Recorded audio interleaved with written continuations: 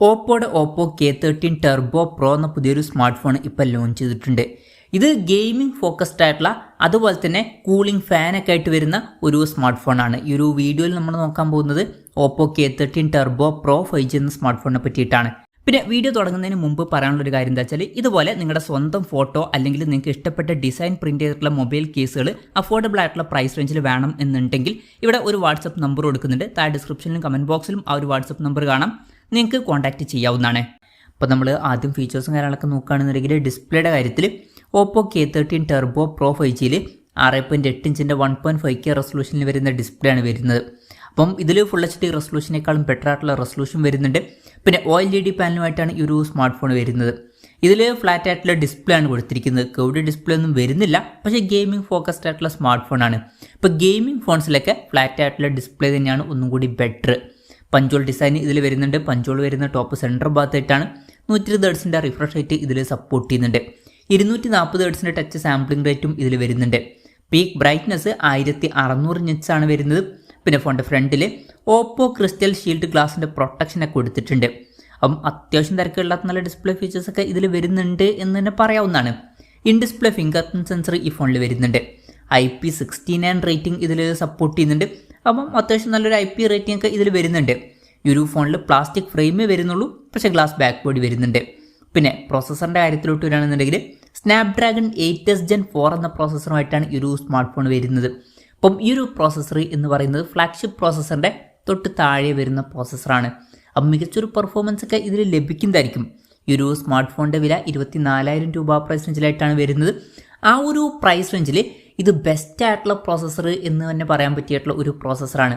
വളരെ മികച്ച ഒരു പ്രോസസ്സർ ഇതിൽ കൊടുത്തിട്ടുണ്ട്. പിന്നെ LPDDR5Xൻ്റെ റാമും അതുപോലെ തന്നെ UFS 4.0 സ്റ്റോറേജ് ടൈപ്പൊക്കെ ഇതിൽ വരുന്നുണ്ട്. അത് നല്ല കാര്യങ്ങളാണ്. പിന്നെ 5G സപ്പോർട്ടും കാര്യങ്ങളൊക്കെ ഇതിൽ വരുന്നുണ്ട്. ഈ ഒരു ഫോണിൻ്റെ ബേസ് വേരിയൻറ്റിൽ 12 GB റാമും 256 GB ഇൻറ്റേർണലുമാണ് വരുന്നത്.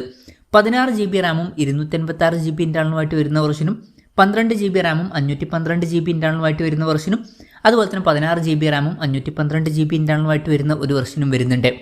പിന്നെ ഫോൺ പെട്ടെന്ന് നീറ്റായിരിക്കാൻ വേണ്ടിയിട്ട് VC കൂളിംഗ് സിസ്റ്റം ഇതിൽ വരുന്നുണ്ട്.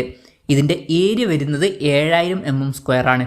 പിന്നെ എടുത്തു പറയേണ്ട മറ്റൊരു കാര്യം എന്താ വെച്ചാൽ, ജസ്റ്റ് ഈ ഒരു VC കൂളിംഗ് സിസ്റ്റം മാത്രമല്ല ഇതിൽ വരുന്നത്. ഇതിൽ ഇൻബിൽഡ് ആയിട്ട് ഒരു ആക്റ്റീവ് കൂളിംഗ് ഫാനും വരുന്നുണ്ട്. ഇപ്പം ഇതിൻ്റെ പുറത്ത് ഒരു RGB ലൈറ്റ് കൊടുത്തിട്ടുണ്ട്. പൊതുവേ ഇതുപോലുള്ള കൂളിംഗ് ഫാനൊക്കെ ഗെയിമിംഗ് ഫോക്കസ്ഡ് ആയിട്ടുള്ള ഫോണുകളിൽ മാത്രമാണ് കാണാറ്, അതും ഫ്ലാഗ്ഷിപ്പ് ലെവലിൽ വരുന്ന ഫോണുകളിൽ മാത്രം. അപ്പം 24,000 രൂപ പ്രൈസ് റേഞ്ചിലൊക്കെ ഒരു ആക്റ്റീവ് കൂളിംഗ് ഫാന് ബിൻബിൽഡായിട്ട് വരുന്നു എന്നുള്ളത് എടുത്തു പറയേണ്ട ഒരു കാര്യം തന്നെയാണ്. പിന്നെ ഈ ഒരു ഫോണിൽ NFC സപ്പോർട്ട് വരുന്നുണ്ട്. പിന്നെ IR ബ്ലാസ്റ്റർ എന്നുള്ള ഫീച്ചർ ഇതിൽ വരുന്നുണ്ട്. അപ്പം ഈ ഫോൺ റിമോട്ടൊക്കെ ആയിട്ട് യൂസ് ചെയ്യാൻ കഴിഞ്ഞായിരിക്കും. നല്ല വൈബ്രേഷൻ എഫക്റ്റിന് വേണ്ടിയിട്ട് X-ആക്സിസ് ലീനിയർ മോട്ടർ ഇതിൽ കൊടുത്തിട്ടുണ്ട്. സ്റ്റീരിയോ സ്പീക്കേഴ്സ് ഈ ഫോണിൽ വരുന്നുണ്ട്. ആൻഡ്രോയിഡ് 15 ബേസ് ആയിട്ടുള്ള കളർവൈസ് സോഫ്റ്റ്വെയർ ആണ് ഈ ഫോണിൽ വരുന്നത്. ക്യാമറയുടെ കാര്യം പറയുകയാണെന്നുണ്ടെങ്കിൽ ഫോണിൻ്റെ പിന്നിൽ ഡ്യുവൽ ക്യാമറ സെറ്റപ്പാണ് കൊടുത്തിരിക്കുന്നത്. 50 MP മെയിൻ ക്യാമറ സെൻസറാണ് ഇതിൽ വരുന്നത്. OSൻ്റെ സപ്പോർട്ട് വരുന്നുണ്ട്. 2 MP ഒരു സെക്കൻഡറി സെൻസറും കൊടുത്തിട്ടുണ്ട്. അപ്പം ഇതിൽ അൾട്രാ വൈഡ് ആംഗിൾ ലെൻസ് ഒന്നും വരുന്നില്ല. പിന്നെ ഫ്രണ്ടിൽ 16 MP സോണി IMX 480യുടെ ഒരു സെൽഫി ക്യാമറ ആണ് വരുന്നത്. അപ്പം തിരക്കില്ലാത്ത ആവറേജ് ആയിട്ടുള്ള ക്യാമറ സ്പെസിഫിക്കേഷൻ വരുന്നുണ്ട് എന്നേ പറയാൻ പറ്റുള്ളൂ. അത്ര മികച്ചൊരു ക്യാമറ സ്പെസിഫിക്കേഷൻ അല്ല. പിന്നെ ഇത് ക്യാമറ ഫോക്കസ്ഡ് ആയിട്ടുള്ള ഫോണും അല്ല. അപ്പം ഈ ഒരു ഫോൺ എന്ന് പറയുന്നത് ഗെയിമിംഗ് ഫോക്കസ്ഡ് ആയിട്ടുള്ള ഒരു സ്മാർട്ട് ഫോണാണ്. പിന്നെ ബാറ്ററിയുടെ കാര്യത്തിൽ 7000 mAhൻ്റെ ബാറ്ററി വരുന്നുണ്ട്. വളരെ കൂടിയൊരു ബാറ്ററി കപ്പാസിറ്റി ഇതിൽ വരുന്നുണ്ട്. അത് നല്ലൊരു കാര്യമാണ്. അത് മാത്രമല്ല 80 വാട്ടിൻ്റെ ഫാസ്റ്റ് ചാർജിങ് സപ്പോർട്ടും വരുന്നുണ്ട്. അപ്പം അത്യാവശ്യം നല്ലൊരു ചാർജിങ് സ്പീഡും ഇതിൽ വരുന്നുണ്ട്. പിന്നെ Type-C ചാർജിങ് പോർട്ടുമായിട്ടാണ് ഈ ഒരു സ്മാർട്ട് ഫോൺ വരുന്നത്. അപ്പം അത്യാവശ്യം നല്ലൊരു ബാറ്ററി സെറ്റപ്പ് ഈ ഒരു സ്മാർട്ട് ഫോണിൽ വരുന്നുണ്ട് എന്ന് തന്നെ പറയാവുന്നതാണ്. അപ്പം ഇതൊക്കെയാണ് മൊത്തത്തിൽ ഫീച്ചേഴ്സിനെ പറ്റി പറയാനുള്ള കാര്യങ്ങൾ. പിന്നെ ഈ ഒരു സ്മാർട്ട് ഫോൺ ഇപ്പം ഇന്ത്യൻ മാർക്കറ്റിൽ ലോഞ്ച് ചെയ്തിട്ടില്ല. ഇപ്പോൾ ചൈനീസ് മാർക്കറ്റിലാണ് ഈ ഫോൺ ലോഞ്ച് ചെയ്തിരിക്കുന്നത്.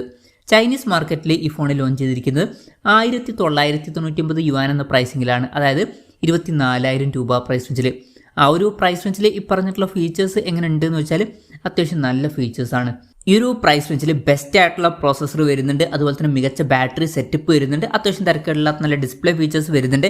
പിന്നെ ക്യാമറ സ്പെസിഫിക്കേഷൻ അത്ര മികച്ചത് എന്ന് പറയാൻ പറ്റില്ല, എന്നാലും ബാക്കി ഫീച്ചേഴ്സ് വളരെ മികച്ച ഫീച്ചേഴ്സ് തന്നെയാണ്.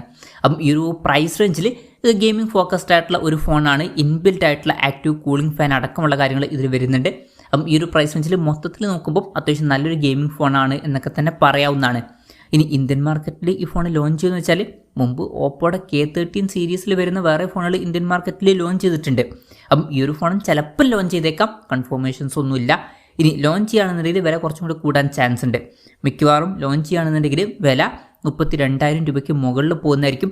ഒരു 32,000 ടു ഒരു 35,000 രൂപ പ്രൈസ് റേഞ്ചിലേക്കായിട്ടാണ് ഈ ഒരു സ്മാർട്ട് ഫോൺ നമ്മൾ ഇന്ത്യൻ മാർക്കറ്റിൽ എക്സ്പെക്ട് ചെയ്യുന്നത്. കൺഫർമേഷൻസ് ഒന്നുമില്ല, ജസ്റ്റ് നമ്മുടെ എക്സ്പെക്ടേഷൻ പറഞ്ഞു എന്നേ ഉള്ളൂ. എന്തായാലും ഓപ്പോയുടെ ഓപ്പോ K13 ടെർബോ പ്രോ എന്ന പുതിയൊരു സ്മാർട്ട് ഫോൺ ഇപ്പോൾ ലോഞ്ച് ചെയ്തിട്ടുണ്ട്. ഈ ഒരു ഫോണിനെ പറ്റിയിട്ടുള്ള നിങ്ങളുടെ അഭിപ്രായം ജസ്റ്റ് ഒന്ന് കമൻറ്റ് ചെയ്യുക. അതുപോലെ തന്നെ ഈ ഒരു സ്മാർട്ട് ഫോൺ ഇന്ത്യൻ മാർക്കറ്റിൽ നിങ്ങൾ ഏത് പ്രൈസിങ്ങിലാണ് എക്സ്പെക്ട് ചെയ്യുന്നത് എന്നുള്ള കാര്യം കൂടി ജസ്റ്റ് ഒന്ന് കമൻറ്റ് ചെയ്യുക.